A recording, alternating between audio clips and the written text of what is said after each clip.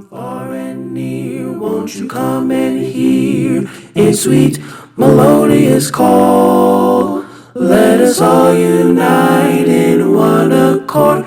We're family after all. So let's settle down and listen to the sounds of the singers in Choristers Lounge. There's plenty of things to talk about, so sit down, so sit down, so sit down at the lounge. Hello again and welcome to our YouTube audience, to another episode of the Choristers Lounge. My name is Matthew Caldwell, and I am so pleased that you've joined us again here in the Choristers Lounge. Today's episode is going to be a first for us. Heretofore, up to this point, we've had various panel discussions, various topics that we've talked about, preparation, the art of conducting, arranging, and composition. We've had some one-on-one interviews that we've had to this point. But today we're going to pause and take a step back to honor some of the prelates within the choir upon whose shoulders that we stand. And today we are pleased and honored to have our first tribute episode dedicated to the one and only Brother Earl Williams. And we're going to have a series of conversations with a few folks that knew Brother Earl in various ways. Brother Earl, J.H. Williams, St. Mary Lee Locke, they were siblings, along with St. Ruth Kennedy and a few other siblings. They were inspired, or they joined, or they were brought in through Mother Sarah Emma Kaiser, their aunt. And so, long story short, St. Emma Kaiser and their mother, Sister Elder Sarah I. Smith, were sisters. Mother Sarah Kaiser, you may recognize the name St. Martha Cherry, another great chorister in our congregation. And so she hails from the Kaiser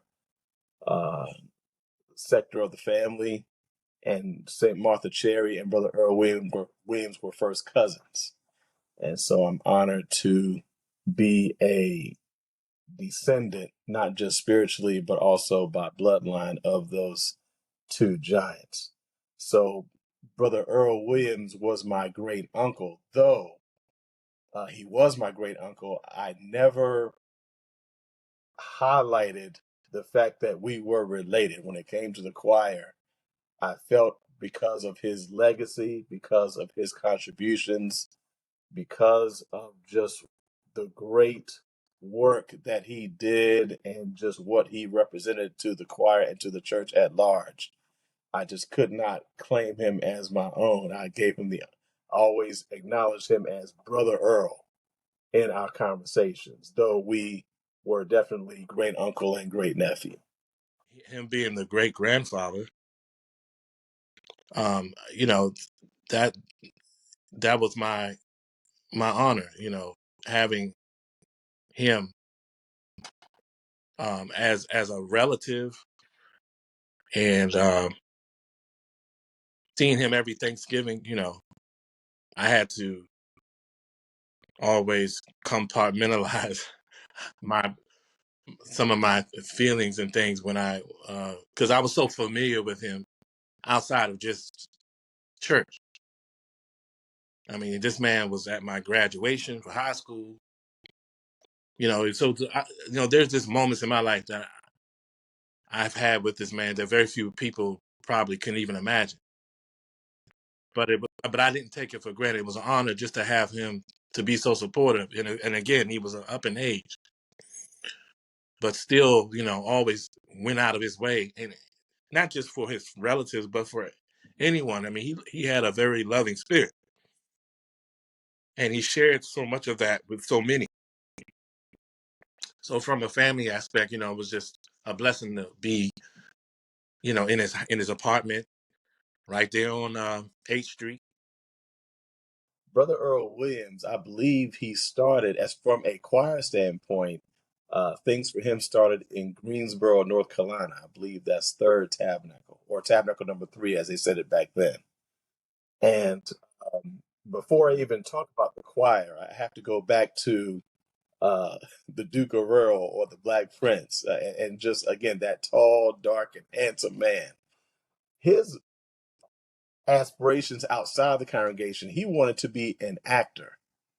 He wanted to be a movie actor like Clark Gable, for those, what's that movie? Gone with the Wind.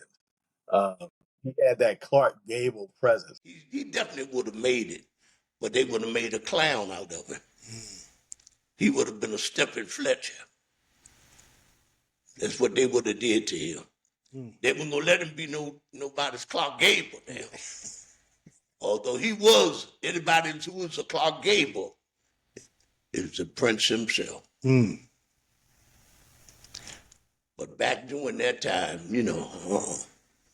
hey, we'll let him be a chauffeur or something.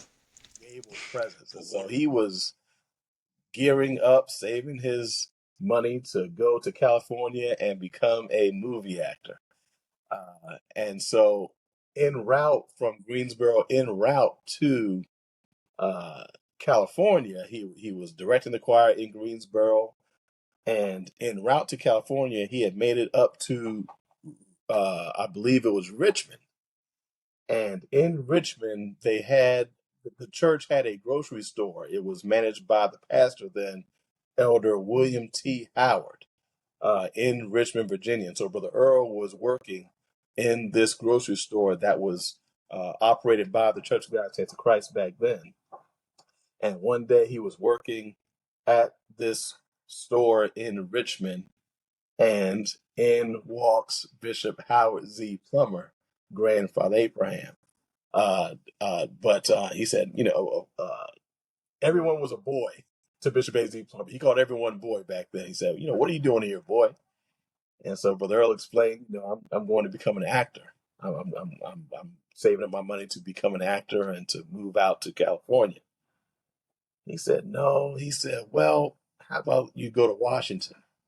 Go over to Washington and stay there until I send for you to go somewhere else. And Brother Earl used to always remark that, hey, years later, I'm still in Washington. He hasn't told me to leave. Getting ready to take off to go some other place. But I guess he seen that. He met me in the city, and he told me, you go to Washington. I'm the pastor there, and we have a lot of people there. A lot of young people you can mingle with.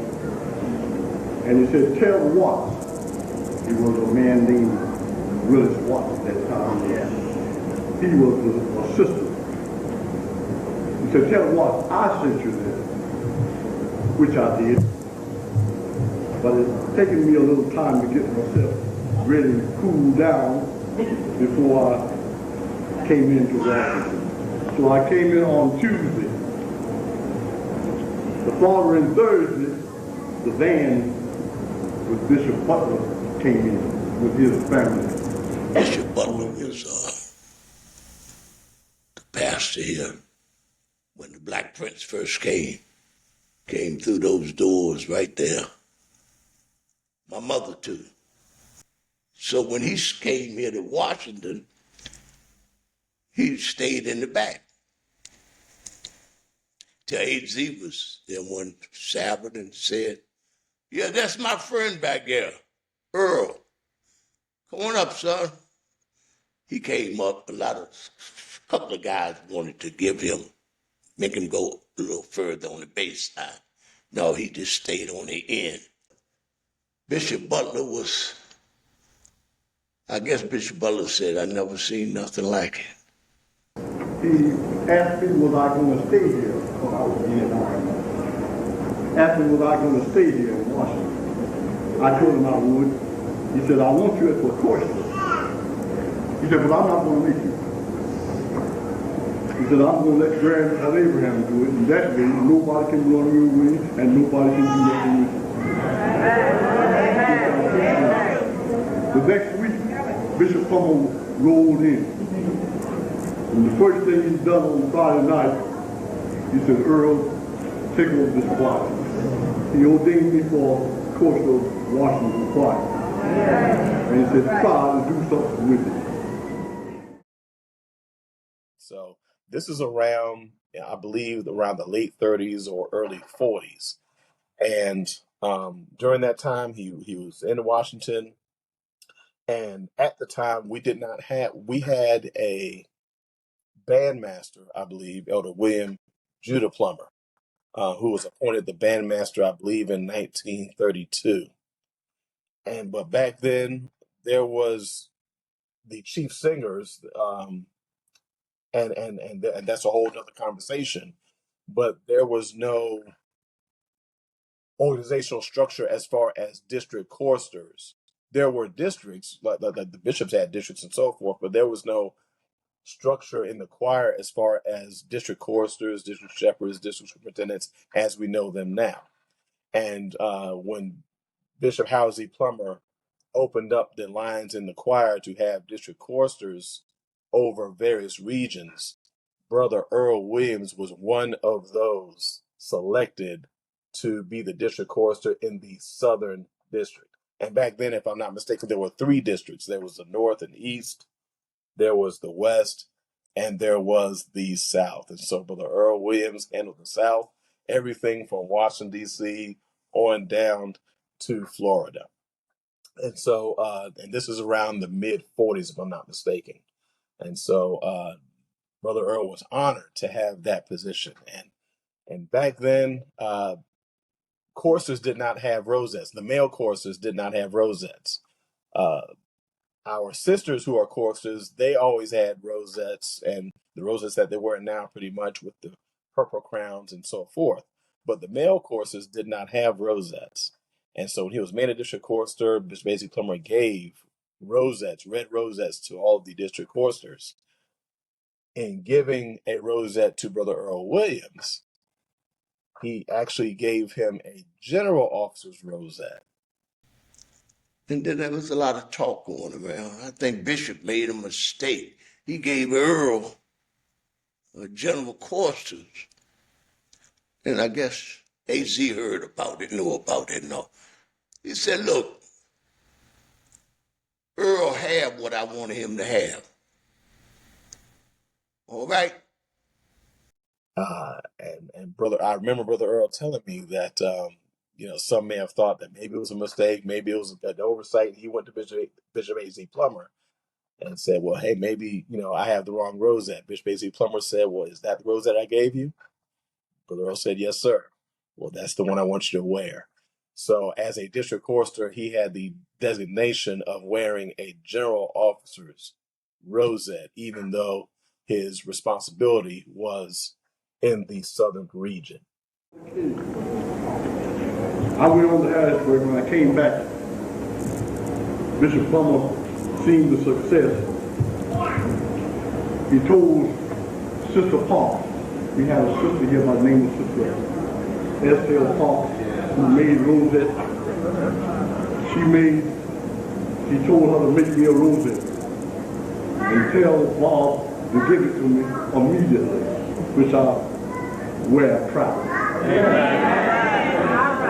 He said it gives me privilege to go to any church. It's not a district, it's a general. And so moving forward ahead into the 50s, he remained just dedicated and just a stalwart armor bearer of Grandfather Abraham. It seemed as though everywhere Bishop Howsey Plummer went, Brother Earl was always there. And sometimes with or without notice, they had a Bishop Howsey Plummer and Brother Earl Williams had a kindred spirit about their interpretation towards the music and just their approach to the worship experience. He had his big first encounter with AZ, one Passover. I guess the Black Prince was maybe 3 or 4 years old. Some of the children, man, just knocked his 3-corner head off and whatnot. AZ went and got it. And, And they had a big closing together right then all the way through the years, you know, from everybody, you know, during that time. And so you would find Bishop A.C. Plummer in his travels. Brother Earl would be right there. And in some of the older recordings that some may uncover, you could hear Brother Earl Williams directing the choir, and you can hear Bishop Howard C. Plummer preaching. The relationship that Brother Earl had with Bishop A.C. Plummer, not just physically, but very more so spiritually, because of the way things happen. So Black Prince said he thought he would buy himself a brand new suit to wear. Went to a place in something L Street called Cohen's. He went there to buy a suit. And the money he had saved up, he had put it in the pocket, secret pocket. And he went in there, he went to try the coat on and left the coat that he was wearing with his money in it in the place there. And next thing you know, man, all the money gone. And he said, I just said that I don't think I can go to California now. I think it's about $600. That's a lot of money now. $600, you know. So he said, went on over to Eleanor Hill's house and was telling her about it. Said, somebody robbed me. You know, they took six. Said, oh no, Earl, that didn't happen, did it? Yeah, it happened. So he was telling Eleanor, I don't think I can go out to California now. I'm going to get in touch with Bishop some kind of way. Tell him I can't go. Somebody took my money, robbed me. So Eleanor said, Earl, I get paid tomorrow. You can have my paycheck. He said, yeah, okay. Yeah. And then at that time, one of Eleanor Hill's friends lived down the street. She walked in from work, stopped over, and they told her all about the story. He said somebody took $600 from him while he was trying on. You know, they went through all the whole. She said, well, why would you do it? Why? You know how it goes. You know, one of those kind of things. Shouldn't have done that. So that lady said, oh, well, I get paid in 2 days. You can have my paycheck. You can have it. He said, so that's how he went out there to California. They gave him that money. They'll pay checks. And he went on out to California. He said that really was something out there. Great big old choir, a lot of members and everything, you know. They really put him up, treat him like a king. He said, then Saturday night came after the service and all in church, had a big time. Most all of them came over to, they filled that house up. One of the saints, one of those houses. And he was telling them how, you know, teach them some song, how it goes and this and that, you know. And he said, yeah, you sure we going to see some movie stars up in Hollywood tomorrow? They said, yeah, we sure enough. All right. You know, then it went on and singing some more and talking. And he said to them, hey, I'm going home tomorrow. What? Going home? Thought we going up to Hollywood Church. It's a Lana Turner in there. And Clark Gable and all this old kind of stuff. He said, no. And the prince was telling me about it. He said, the Lord was talking to him then. It's time for you to go home. And he sure enough, he did leave. He left. The people was very upset, you know. Dog, what happened? Hey, man, what happened? Man, we was right there. He said we going to be here and we going. Said, no, Earl said he's going home. He didn't give us he just said he got to go home. The Spirit, as Brother Earl was recanting, hit him and told him to go home. So it was so arresting to him. It bothered him and agitated him to the point where he just went home because he didn't know why this was alarming him so much.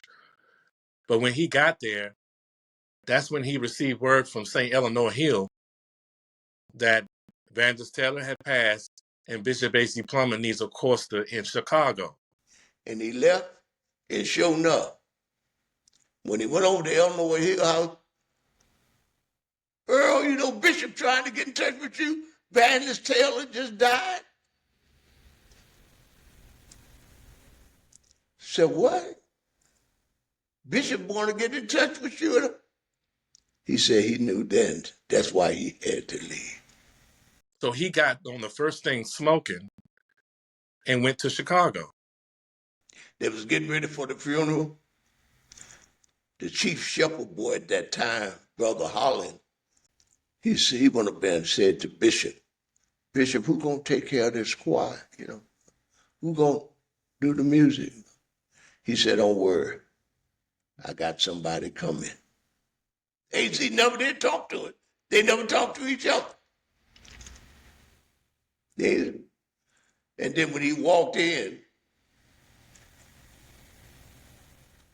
Bishop just, you know. When he got there, and it was, the timing, of course, was so that he got there in time for service. Bishop A.C. Plummer said, I told you I had someone coming. Now, he never called Brother Earl and said, hey, I need you to get here. It wasn't like that. And after all that funeral, everything was over, he said, you know one thing, Earl? Holland just asked me who was going to, I told him I had somebody coming. That's how that went down. Wow. Moving right along into the 50s, into the 60s, the format of our worship changed or had some refinements on the Sabbath. Whereas Bishop A.C. Plummer introduced to us a worship format that incorporated readings from the Siddur matched with certain songs to be sung. Most of you all may be familiar with the recording of the first time that the ceremony was introduced to the church. I think it was in 1964, and I think it was the beginning of the Sabbath. And Rabbi H.D. was reading the ceremony, and I think it was Brother Earl directing the ceremony at that time. And when he directed, you could hear the difference in the choir. You could just feel, without seeing it, you could hear it. You could hear the command that he had of the singers, how they responded to his antics. In introducing that new worship format, it was Brother Earl Williams who was the pioneer director as far as handling the music for those services. And I believe there's some memorable recordings in some of the early times in which Rabbi Howard Z. Plummer, Grandfather Abraham, is introducing the new worship format that you can hear Brother Earl Williams, I love thy church. I love thy church.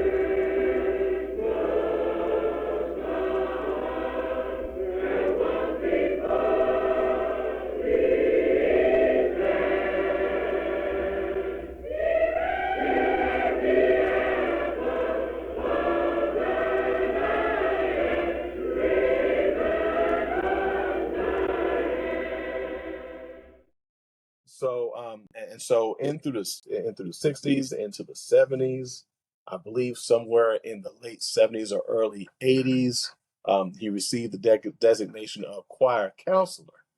And he wore that title honorably. I believe Brother Jacob Bukout, what was, I believe in the late 60s or somewhere in the 70s, became the district chorister in the South. And Brother Earl was simply honored to have the title of choir counselor. And in about 2002, Rabbi J.U. August Crowley Jr., grandfather Abraham, bestowed upon him a special rosette just for him. Now, I know some may say that that I wear Brother Earl's rosette, but actually, Brother Earl's rosette is larger. It's in the shape of a heart, but it's a larger size. I only have a smaller replica of that rosette, but he was given that rosette, I believe, sometime in 2002, if I'm not mistaken.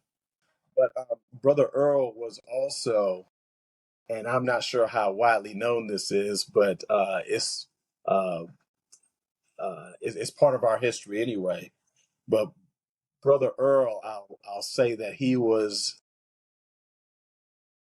a pioneer to the choir marches as we know them today. He was a leading pioneer to what we now know as the 7 choir marches. And there's a longer story to that, but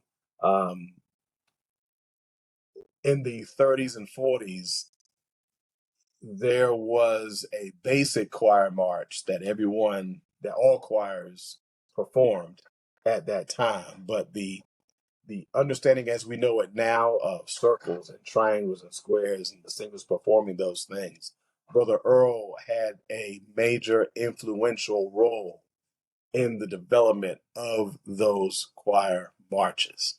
You know, the Black Prince, that name didn't come out of Washington, Chicago. Johnny Carter, Flamingos, that Johnny Carter was very good at that naming thing. Once he sees something, I mean, the Black Prince really put something on his mind. He never seen nothing like that. Said, man, it was just a pleasure just to see him get up and walk out in that floor. So I see this man directing the choir, and he was up on the pulpit. That moment of seeing him direct the choir with the style that he did, it left an impression. It left an impression. I had never seen anything like that before.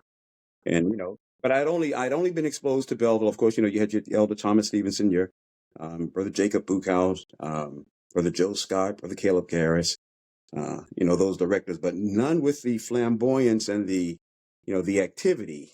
And it was just refreshing just to see it. It was just, and it left an impression. Even just the reference of the Black Prince, that was Brother Earl, very dignified, a classic man. That's when I think about him. That's what I think of. And he was very encouraging, also. So I do remember that. But definitely the Black Prince, just how he carried himself in church. Like a lot of people say, man, I'm here at the Passover. Once Earl direct that union choir, that's the Passover for me. I said, there it is. I happened to be at the Passover one year. And I was looking around, I didn't see him. A lot of people was coming in, getting their seat, shuffling around for the choir, where they gonna sit. And when I seen him come in, 3-cornered hat on and all, full dress, that was a sight to see within itself, a great sight.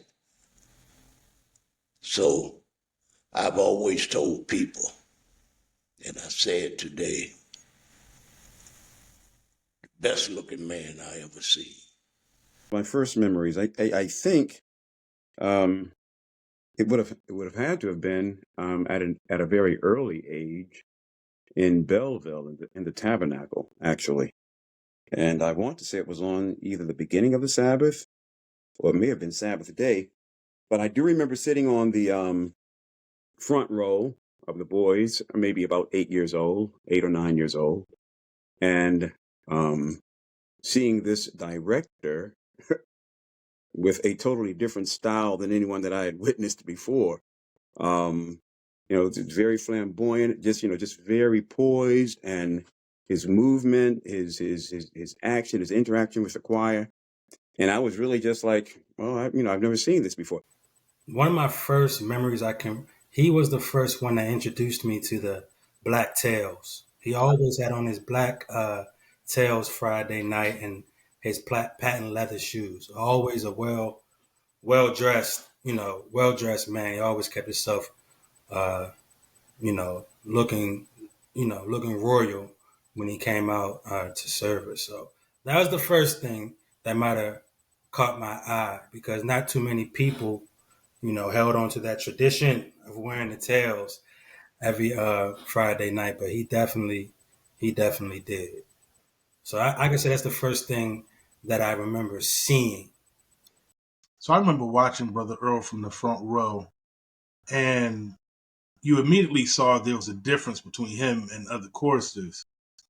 Some choristers would get out there, and I felt like the singers would have somewhat of a relaxed posture. But with Brother Earl, his presence alone caused the singers to straighten up to where they were almost at attention when he went out there. I mean, he was just captivating and mesmerizing to everybody. So, I started when I wanted to become a choir mistress. I started directing during YPIL. I had to probably be like 11, and I was a deer in headlights. I knew I wanted to do it, but I'd be just like, and so he'll pick your hand up and be guiding you through the song. So, I mean, he was very literally hands on and really kind of just guided you through it. But yeah, he was the first person to really kind of help me out with the choir. One of my earliest remembrances of Brother Earl was actually in my upbringing in Second Tabernacle Bethel in Charlotte, North Carolina. He often would visit, and I did know him then as Uncle Earl. And we used to have a running joke. My brother and I used to call him the Duke of Earl because he had such a regal presence about him. He was that expression, tall, dark, and handsome. That was all Brother Earl J. Williams. I mean, growing up, of course, in DC, of course, there's so many. But being in the choir of DC under Rabbi Monroe, it was Brother Earl sitting head bass, Brother Austin Hauser sitting second, and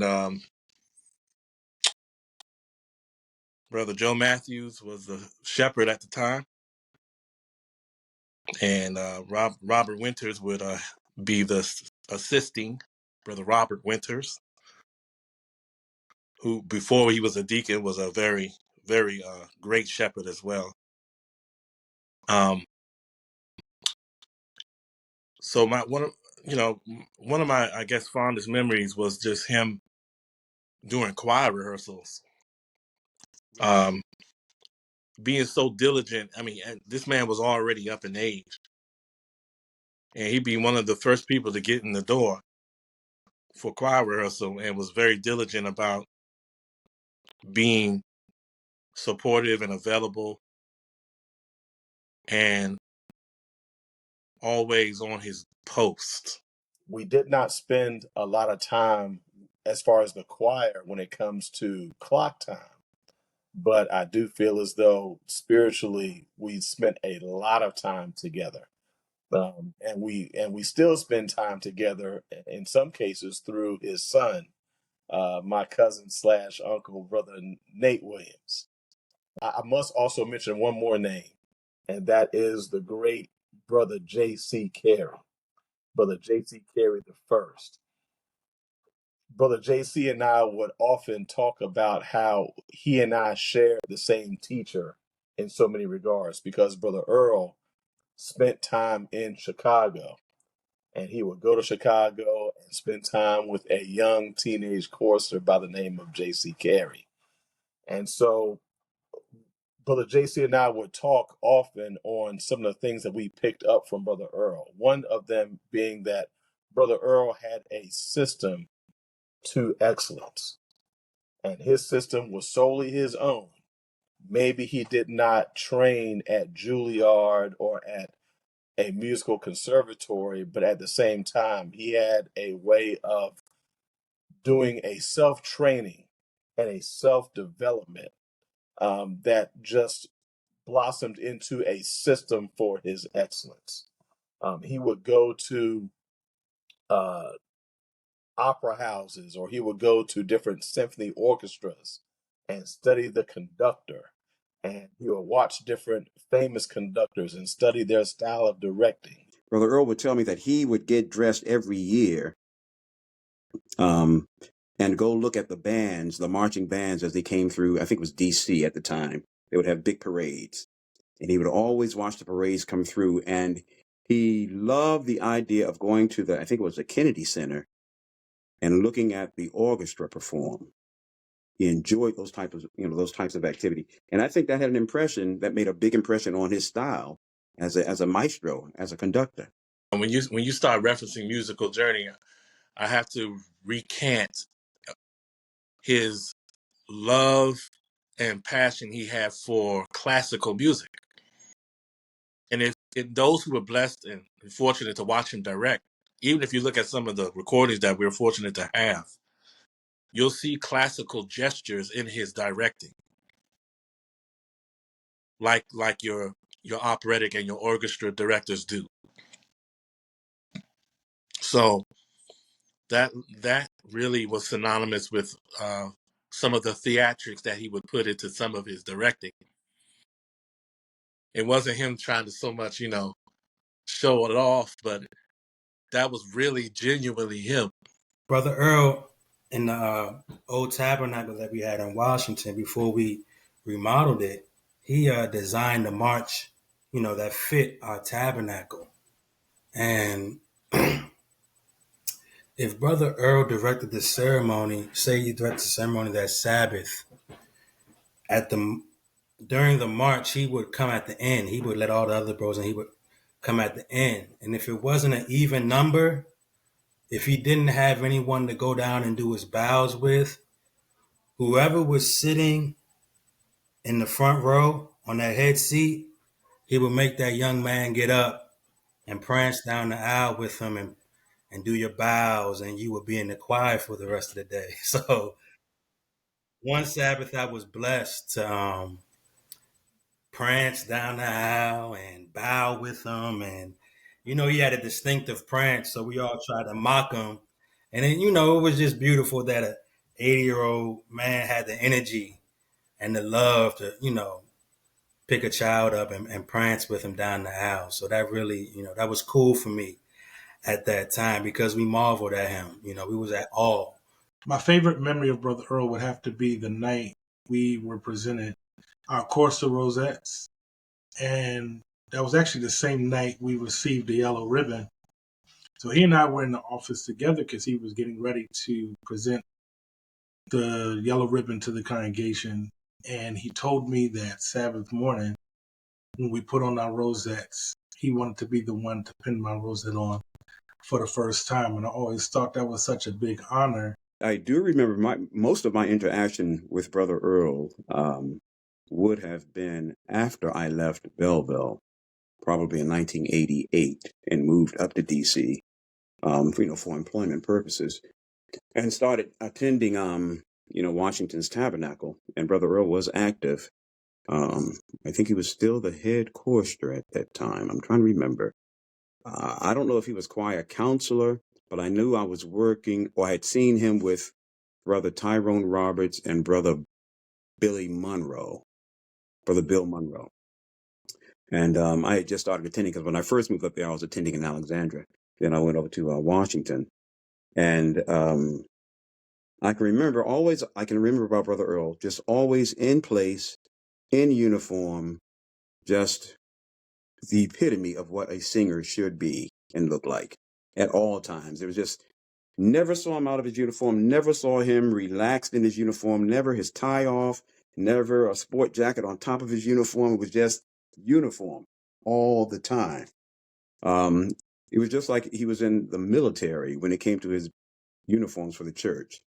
You know, and that always impressed me. Favorite memory is when we received from Rabbi Crowdy, Rabbi J.U.A. Crowdy Jr., Grandfather Abraham, the yellow ribbon. And I believe, I don't know if this was the beginning of the Sabbath or Sabbath day, but I know we came out with one of the older shepherd staffs with the ribbon on, and Brother Earl would just, he came down the center aisle and was waving the staff. So that was very memorable. One of the biggest moments for me being connected with the Black Prince was up here at 16th and Harvard, All Souls Church, when he went out there, going out, getting out to see and walking out to be in front of the choir. He started from his seat singing, "As for me, my prayer is unto thee." You know, he, almighty Prince. Talking about decades, from the 40s right up until the mid-2000s, of unwavering support to all of the leaders, Rabbi Howard Z. Plummer, Grandfather Abraham, Rabbi Levi Solomon Plummer, Grandfather Abraham, Rabbi J.U. August Crowdy Jr., Grandfather Abraham. Just unwavering support. Always in his seat. Always in uniform. You never saw him out of step. It seemed like he was always ready in season and out of season, locally in Washington, abroad in other tabernacles, in the South or out of the South, at the general gatherings. Under Bishop A.Z. Plummer, there were only a few directors that would direct at certain times and certain key services, like maybe Seder night or the beginning of the Sabbath, Sabbath day, and so forth. And you could hear Brother Earl carrying the music for a lot of those services. So just unwavering support, regardless of the leader, regardless of the local pastor in Washington, regardless of the various officers that will come and go, regardless of even the administration in the choir under Elder William Judah Plummer, Grand Band Master, under the General Chorister at the time, Elder Thomas Stevenson, later on Grand Band Master, Elder David Plummer, and even through the ascension of Elder Stevenson as Grand Cantor, and then the appointment of Elder Aaron Carey as General Chorister, just continued unwavering support for the man of God, for the work of God, and for the choir, and for the singers. He would say, "Be faithful." That's what I remember about Brother Earl. He was there. Be faithful. I can hear him telling the young choristers, if he had the chance to say it today, to stay in the field till the war is ended, and to keep your hand. He used to say, keep your hand in Grandfather Abraham's hand. But then when he got ill, he said, I want my whole body. But yeah, but that would be the words that would come to mind. He'll say, right off top, "It didn't happen for me, but the Lord fixed it. It'll happen for you."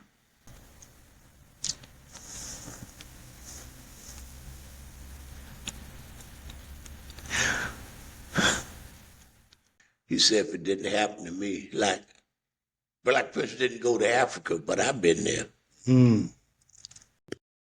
Take the responsibility seriously. Take it seriously. Uphold the standards that the responsibility requires or that it calls for. Do whatever we can do to improve it. But I think that would be the main thing, just taking more seriously the responsibility that's been placed on our shoulder. He definitely set the example. And I think he would want us to take it to where he was and even further. I believe that Brother Earl would speak to us from again a standpoint of excellence, that regardless of how many singers there are, regardless of how many people are in the congregation, the Lord's name is to be praised, regardless of dot dot dot. Because that was truly the essence of who Brother Earl was. It didn't matter to him who was there. It didn't matter who was not there. And to some degree, it didn't matter if you knew the songs that he wanted to sing or not.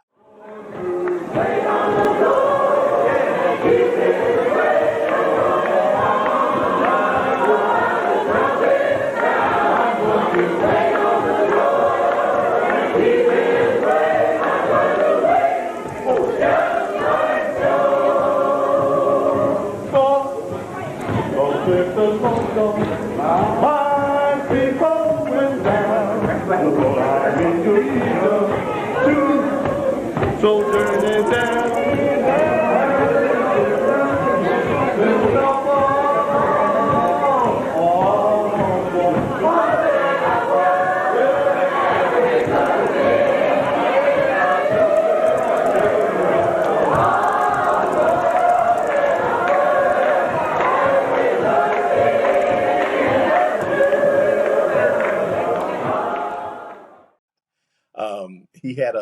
He had a certain spirit that he brought to the worship experience that just ignited the entire congregation.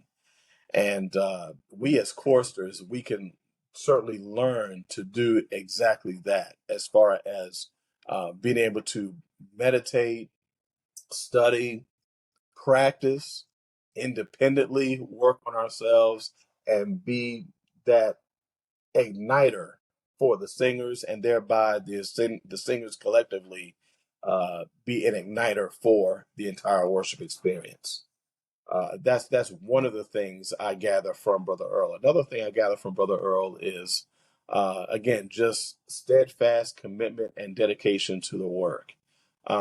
Always in uniform, down to, I mean, his full regalia, his three-cornered hat, his full dress tails, his white uniform, even down to the baton that he would have. He always was ready to perform. And I won't get into the story of why he carried a baton, but he was so ready that when you asked him for a song, he didn't need a baton. He would just pull one out of his pocket, ready to go. He was just always ready. He was not getting ready. He came to service ready. His lamp was already trimmed and burning when he walked in the door. And he carried that ethic into his 70s, into age 80, into age 90. I saw that in his travels, even in his early 90s. So if we are going to be choristers, if we are going to be singing Levites in this great congregation, one thing we can take from Brother Earl is to just always be prepared. Always be prepared. And not necessarily be prepared to perform, but be prepared to inspire. Be prepared to encourage.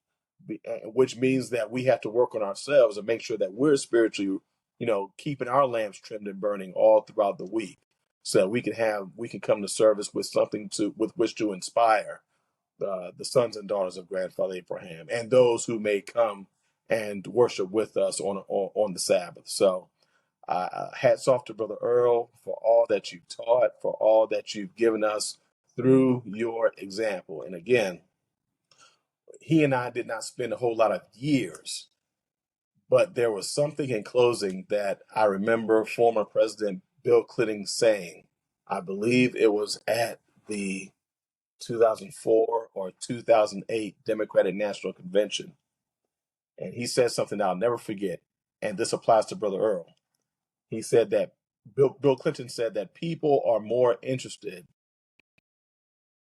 in the power of your example than the example of your power. Brother Earl definitely exemplified his power through example.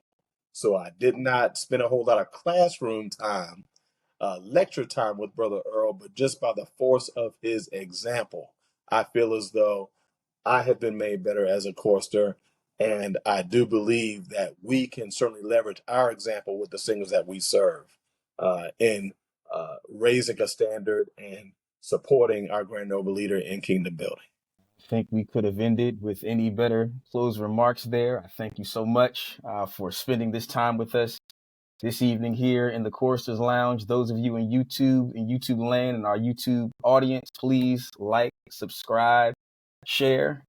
It was and it is a wonderful blessing to have people the likes of Brother Earl Williams, who helped to lay a foundation here, within the choir that we are certainly privileged and blessed to continue to enhance and move forward into the 21st century. So, Brother Locke, thank you so much for spending this time with us, and God bless you for everything that you are doing in this day and age to help further the work of God's choir here on earth. Yes, sir.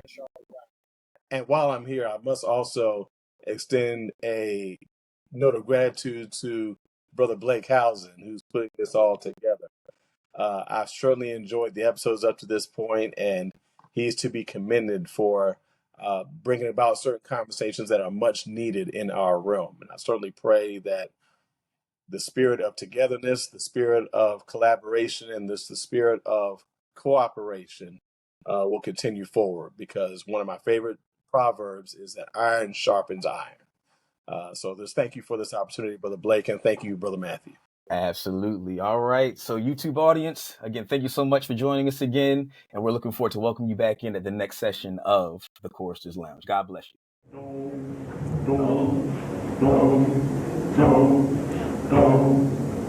you.